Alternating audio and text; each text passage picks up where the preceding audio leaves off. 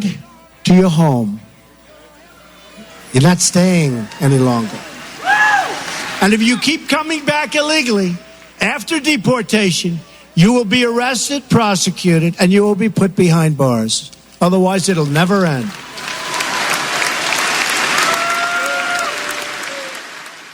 Good for him. What the hell do you have to lose? I'm just saying. Donald Trump speaking to the NRA today, and he's just laying down the law. That is not something liberals want to hear about. They don't want to hear about the law. Leave it alone. Let it go. This is embarrassing. I'm just saying.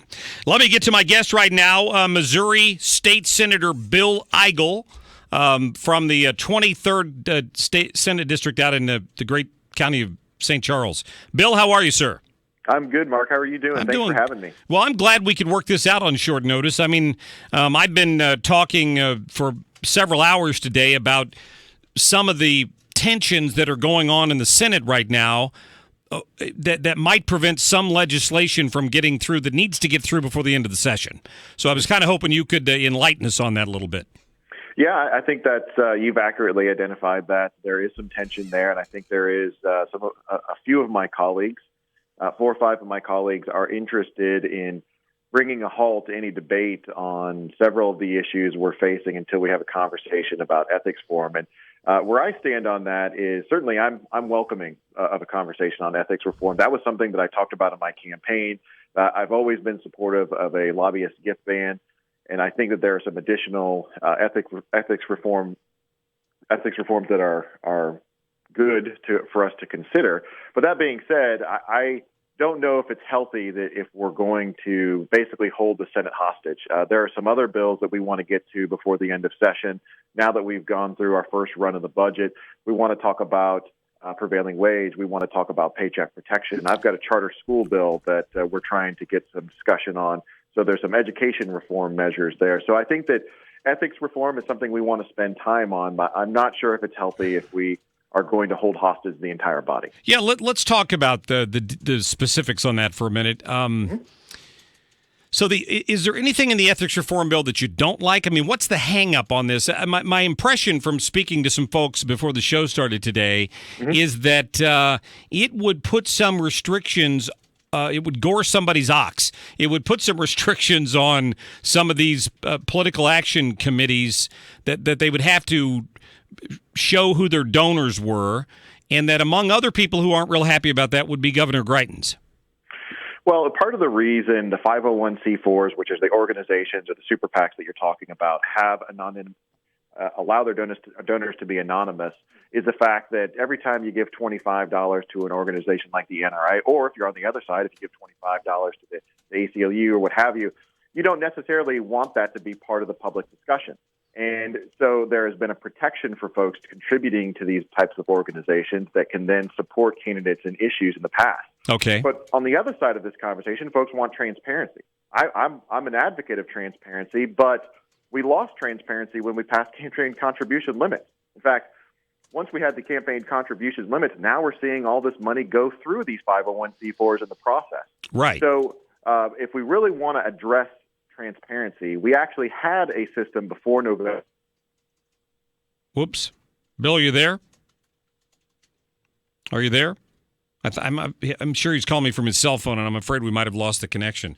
There's some... identifying... Oh, you're back. Good.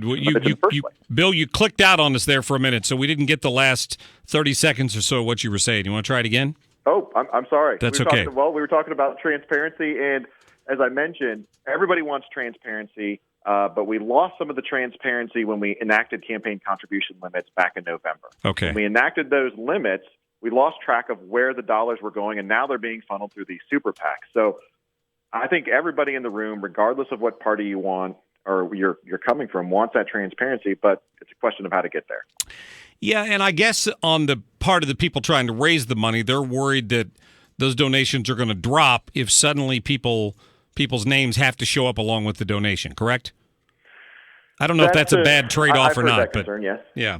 So, all right. So I wondered what the deal was with that, because there's a reason that Senator Rob Schaaf and this PAC that supports Governor Greitens they're kind of gone back and forth with each other over this thing.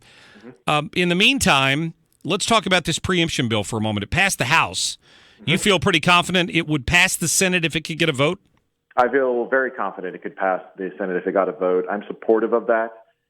Raising the minimum wage in one area of the state is going to cause imbalances in those economies that are just going to cause the cost in that area to go up. And St. Louis City has enough problems that it's dealing with right now that they don't want costs to increase. Yeah. Yeah. Oh, absolutely. And just hit a couple of the other issues for me that are kind of stuck in limbo right now that we really kind of need to get through the next 2 weeks. You betcha. Well, I've got a bill that's an expansion of charter schools. So we've had a long conversation about parental choice when it comes to the education of our kids.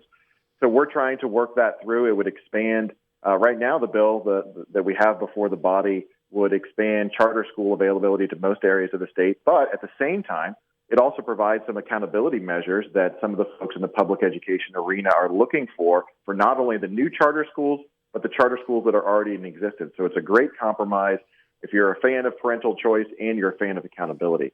We've got some labor reform measures. You're talking about paycheck protection, which deals with public sector union certification. You've got a discussion that's been held up about prevailing wage law. Some of our neighboring states don't have active prevailing wage laws, and it puts us at a disadvantage on some of the projects that we're bidding here relative to government projects here in the state of Missouri. So There's a lot of important issues that many of my Republican colleagues and I campaigned upon over the past 12 months. And if we can't get to those over the next 2 weeks because the body's held hostage over just one issue or another, I think there's going to be a lot of folks that are disappointed. Yeah, I'll bet. Now, I'll see if you can confirm this for me. A source I talked to before the show went on told me that of the issues that are still being held up, there's a common belief that this preemption one is probably at the top of the list of things that needs to get passed before the end of the session. And this person led me to believe that there might be a compromise in the works that would let a few of these things get through. The few of the most pressing matters. Have you heard anything about that?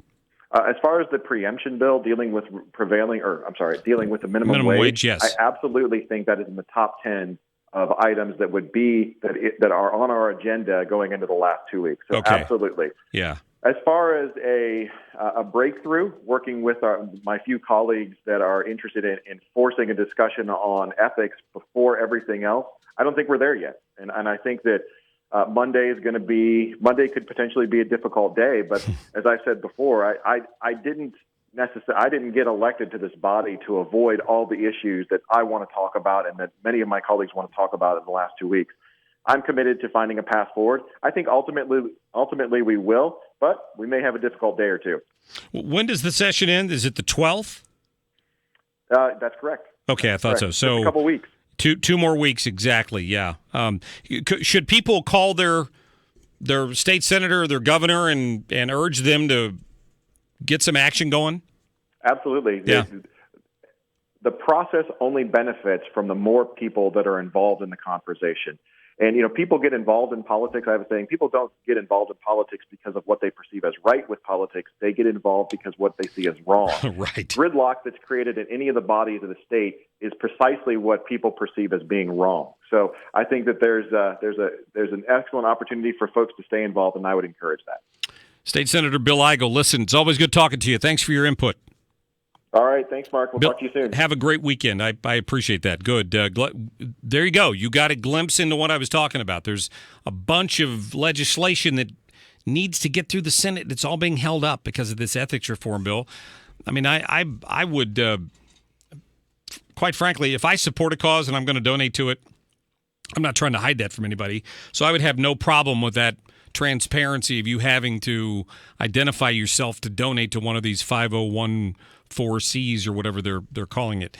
But that's the issue, and now you know. So let me get to Mike, who's been holding on. Mike, you're on the air. Hi, Mark. Hey, Hi. Something else on that minimum wage that people may not be aware of. I'm retired now, but when I was in management, I negotiated union contracts, and quite a few of the union contracts have a clause in them that if there's an increase in minimum wages in the state of Missouri, that the union workers would get an identical raise increase to offset the increase on the minimum wage. So a lot of these union contracts